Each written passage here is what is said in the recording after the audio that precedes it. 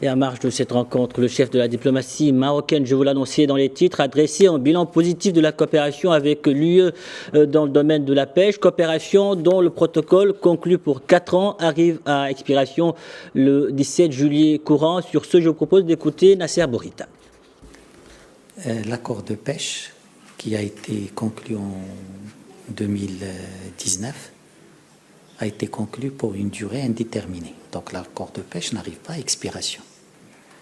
C'est le protocole de pêche qui a été conclu pour 4 ans, de 2019 à 2023. Donc il arrive à expiration, je pense, le 17 juillet. Et donc c'est une expiration programmée. Ce n'est pas une expiration forcée. C'est une expiration qui était attendue lorsqu'on a signé pendant 4 ans. Le 17 janvier, on sait que l'accord arrive à expiration et qu'on pourra, et que les deux parties devraient réfléchir à son avenir. Donc ça, c'est les deux précisions d'abord de fond. Il s'agit du protocole, pas de l'accord. Et deuxièmement, l'expiration était signée, actée, acceptée par les parties lors de la signature de l'accord en 2019.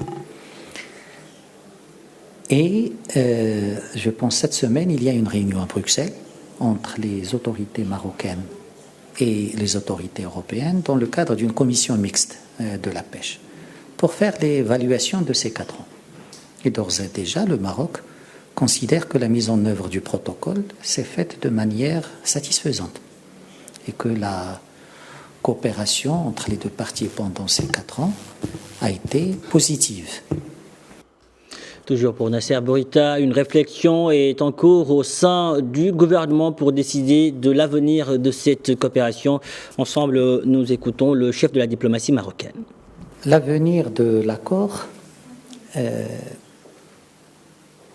il y a une réflexion au sein du gouvernement marocain par rapport à quelle attitude adopter par rapport à cet axe de coopération à l'avenir.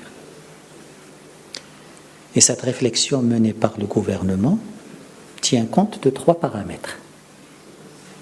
Le premier, il est d'ordre, on pourrait dire, doctrinaire. Le Maroc d'aujourd'hui n'est pas dans ce style de partenariat, ressources naturelles contre appui financier ou appui sectoriel. C'est une coopération peut-être d'une autre période. Le Maroc souhaite des partenariats avec une valeur ajoutée plus claire. Le Maroc souhaite des partenariats plus avancés, des partenariats où la valeur ajoutée marocaine est plus forte. Plutôt que venez pêcher, donner de l'argent et partez, c'est pas le schéma.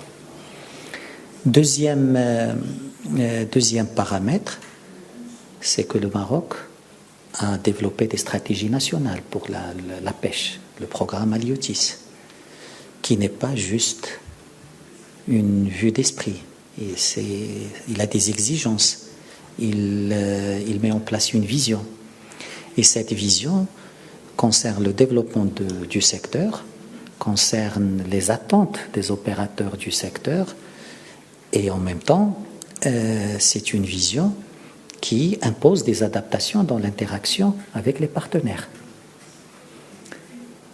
Le troisième paramètre que le gouvernement intègre dans sa réflexion et dans son évaluation est lié à des données scientifiques et de repos biologique. La ressource n'est pas une ressource renouvelable de manière indéterminée. Il faut que des études scientifiques soient faites. Il faut savoir comment protéger cette ressource d'abord pour le Maroc et les Marocains. Et sur la base de ces études stratégiques, le Maroc pourra définir quelle serait la nature du partenariat qu'il pourrait avoir avec ses partenaires.